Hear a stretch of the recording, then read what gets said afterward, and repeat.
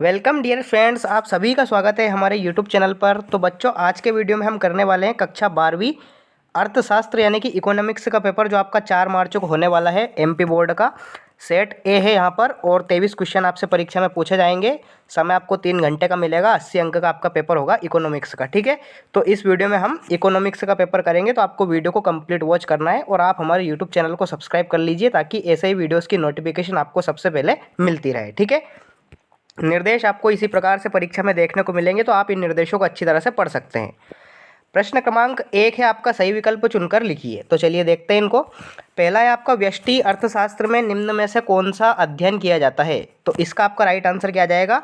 व्यक्तिगत इकाई, यानी कि आ ऑप्शन आपका इस क्वेश्चन का राइट आंसर आ जाएगा। दूसरा प्रश्न है आपका, जब कुल उपयोगिता अधिकतम होती है तब सीमांत उपयोगिता क्या होती है? तो इसमें आपको राइट आंसर लिखना है शून्य होती है, यानी कि सा ऑप्शन आपको इस क्वेश्चन का राइट आंसर लिख देना है। तीसरा प्रश्न है आपका, औसत लागत वक्र का आकार कैसा होता है? तो ये होता है आपका यू अक्षर जैसा, ठीक है। आ ऑप्शन आपको इसमें राइट आंसर लिख देना है। नेक्स्ट आता है आपका चौथा प्रश्न। चौथा है आपका, कृषि वस्तुओं की के लिए कीमत निम्नतम सीमा को क्या कहा जाता है? तो उसे हम कहते हैं न्यूनतम समर्थन मूल्य, ठीक है। आ ऑप्शन आपको इसमें राइट आंसर लिखना है, ए ऑप्शन। अगला है आपका पांचवा, समूह की बनावट पर ध्यान न देना किस अर्थशास्त्र की प्रमुख समस्या है? तो यह हो जाएगी आपकी समष्टि अर्थशास्त्र की समस्या, यानी कि बा ऑप्शन आपको इस क्वेश्चन का राइट आंसर लिख देना है। अगला है आपका छठा, भारत का केंद्रीय बैंक निम्नलिखित में से कौन सा है? तो भारत का केंद्रीय बैंक इनमें से आरबीआई, यानी कि reserve bank of India. A option आपको इस क्वेश्चन का राइट आंसर लिख देना है। तो इस प्रकार से आपके सही विकल्प आपसे परीक्षा में पूछे जाएंगे, आपको इसी प्रकार से इनके उत्तर लिख देना है। दूसरा प्रश्न आता है आपका, रिक्त स्थानों की पूर्ति कीजिए। पहला है आपका, एक व्यक्तिगत उपभोक्ता का व्यवहार रिक्त स्थान अर्थशास्त्र का एक अंग है। तो ये आपका व्यष्टि अर्थशास्त्र का एक अंग हो जाएगा। किसका? व्यष्टि अर्थशास्त्र का। तो इसमें आपको क्या लिखना है? व्यष्टि अर्थशास्त्र, ठीक है। इस प्रकार से आपको लिख देना है, व्यष्टि अर्थशास्त्र आपको लिखना है, ठीक है, व्यष्टि अर्थशास्त्र। अगला आता है आपका, कुल परिवर्तनशील लागत बराबर कुल लागत माइनस क्या होता है ये? तो इसमें आपको राइट आंसर लिखना है स्थिर लागत, ठीक है। स्थिर लागत आपको इसमें राइट आंसर लिख देना है। इस प्रकार से आप लिखेंगे स्थिर लागत, ठीक है, स्थिर लागत, ठीक है। इस प्रकार से आपको लिख देना है।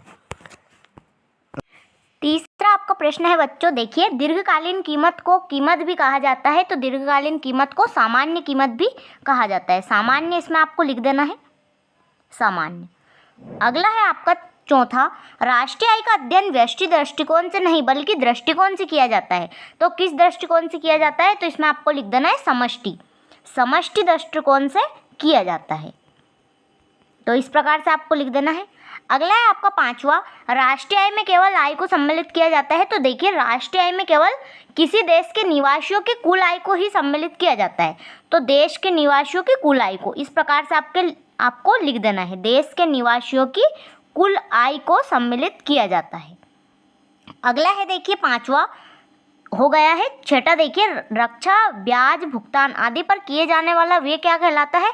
तो क्या कहलाता है? गैर योजनागत व्यय कहलाता है, गैर योजनागत व्यय, गैर योजनागत व्यय इसमें आपको लिख देना है। तो इस प्रकार से आपके रिक्त स्थान हो जाते हैं पूरे। अगला आपका आता है, देखिए, सत्य असत्य का चयन आपको करना है। 6 नंबर के आपके सत्य असत्य पूछे जाते हैं। तो चलिए देखते हैं इनको।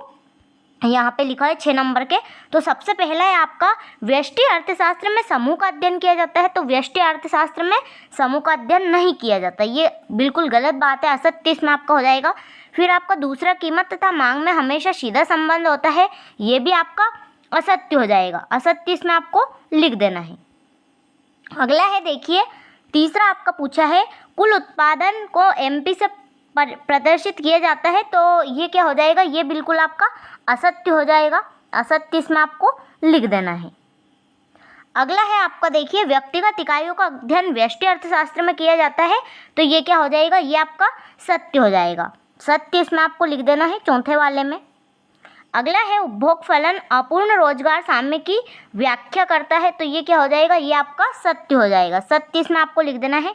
फिर आपका बैंक दर बढ़ने पर विदेशी विनिमय दर देश के पक्ष में हो जाती है, ये भी आपका सत्य हो जाएगा। तो इस प्रकार से देखिए आपके सत्य सत्य हो जाते हैं पूरे।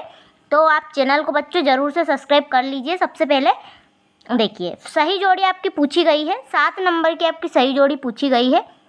स्तंभ आ को स्तंभ बा से आपको मिला देना है।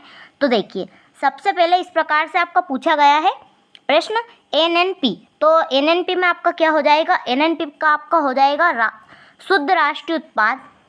फिर आपका जीएनपी, जीएनपी में आपका हो जाएगा सकल राष्ट्रीय उत्पाद। फिर आपका वस्तु विनिमय की कठिनाई क्या है, दोहरे संयोग का अभाव। फिर आपका एमपीसी, तो एमपीसी का क्या हो जाएगा, सीमांत उपभोग प्रकृति। अगला है केंद्रीय बैंक, तो केंद्रीय बैंक कौन सा है, तो आपका केंद्रीय बैंक हो जाएगा यहाँ पे आरबीआई। व्यावसायिक बैंक कौन सा है, तो व्यावसायिक बैंक है एसबीआई। मुद्रा का प्राथमिक कार्य क्या है, तो विनिमय का माध्यम होना, ये है मुद्रा का प्रथम कार्य। तो देखिए इस प्रकार से आपके हो जाते हैं सही जोड़ी पूरी। अगला आपका आता है एक शब्द वाक्य में आपको उत्तर देना है। देखिए 7 नंबर के आपके पूछे गए हैं, तो चलिए देखते हैं। सबसे पहले आपका है व्यष्टि अर्थशास्त्र का दूसरा नाम आपको बताना है। तो व्यष्टि अर्थशास्त्र का दूसरा नाम क्या है, सूक्ष्म अर्थशास्त्र। सूक्ष्म अर्थशास्त्र ये आपको लिख देना है। व्यष्टि अर्थशास्त्र का दूसरा नाम है सूक्ष्म अर्थशास्त्र। अगला है जब सीमांत उपयोगिता शून्य होती है तो कुल उपयोगिता क्या होगी, तो कुल उपयोगिता कम हो जाएगी। कम इसमें आपको लिख देना है, कम हो जाएगी। अगला है एक निश्चित समय में उत्पादित वस्तुओं की कुल मात्रा क्या कहलाती है, तो क्या कहलाती है, कुल उत्पाद कहलाती है। कुल उत्पाद इसमें आपको लिख देना है कुल उत्पाद, यानी कि टीपी भी आप लिख सकते हैं, टीपी आप लिख सकते हैं। अगला है देखिए प्रति इकाई लाभ का सूत्र आपको लिखना है। प्रति इकाई लाभ का सूत्र क्या हो जाएगा, देखिए इस प्रकार से हो जाएगा प्रति, आप सुन लीजिए इसको, प्रति इकाई उत्पादन लागत माइनस में आपको क्या करना है, बिक्री मूल्य। तो इस प्रकार से आपको लिख देना है बच्चों क्या, प्रति इकाई उत्पादन लागत माइनस बिक्री मूल्य, ये हो जाएगा। फिर आपका व्यष्टि और समष्टि अर्थशास्त्र का एक दूसरे से क्या संबंध है, तो यहाँ है एक दूसरे के पूरक, एक दूसरे के पूरक है। तो ये संबंध है उनका कि वो एक दूसरे के पूरक है। फिर आपको करना है जीडीपी का पूरा नाम। तो जीडीपी का पूरा नाम आपको हो जाएगा सकल घरेलू उत्पाद, सकल घरेलू उत्पाद आपको लिख देना है, ये हो जाएगा जीडीपी का पूरा नाम। अगला है आपका छठा 7वां मूल्य का संचय मुद्रा का कौन सा कार्य है, तो मुद्रा का क्या है, प्राथमिक कार्य है। प्राथमिक कार्य इसमें आपको लिख देना है। तो इस प्रकार से देखिए बच्चों आपके हो जाते हैं एक शब्द वाक्य में उत्तर पूरे। अगला आपका क्या आता है, अगला आपका आता है छठा प्रश्न। तो सबसे पहले तो आप प्रश्नों को देख लीजिए, फिर इनके आंसर से देखते हैं। तो देखिए छठा प्रश्न आपसे इस प्रकार से पूछा गया है, सीमांत उपयोगिता का अर्थ आपको बताना है, और अथवा में आपका क्या है, मिश्रित अर्थव्यवस्था की 2 विशेषताएं आपको बतानी है।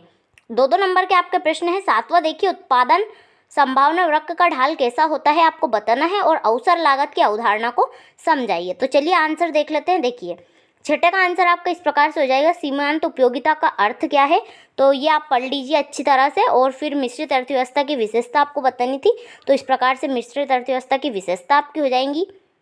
7वां प्रश्न देखिए उत्पादन संभावना वक्र का ढाल किस प्रकार का होता है, ये आपको बताना था। और देखिए अवसर लागत की अवधारणा, तो इस प्रकार से आपका हो जाएगा।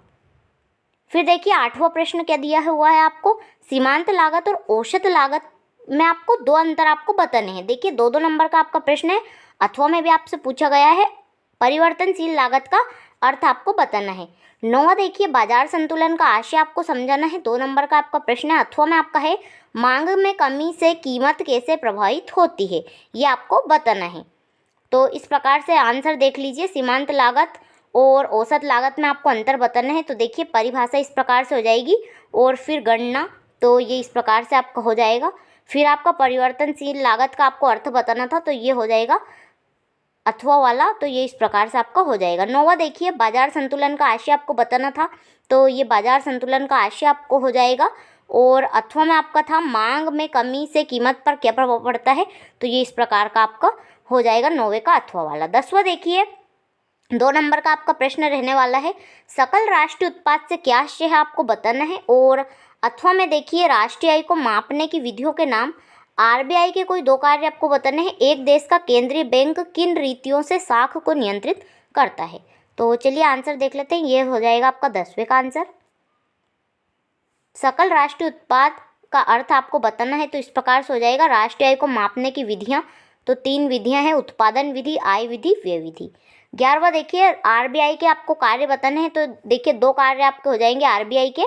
और अथवा में क्या था, केंद्रीय बैंक द्वारा साख नियंत्रण की विधियाँ। तो मौद्रिक उपकरण और प्रत्यक्ष नियंत्रण, इस प्रकार से आपका आंसर हो जाएगा।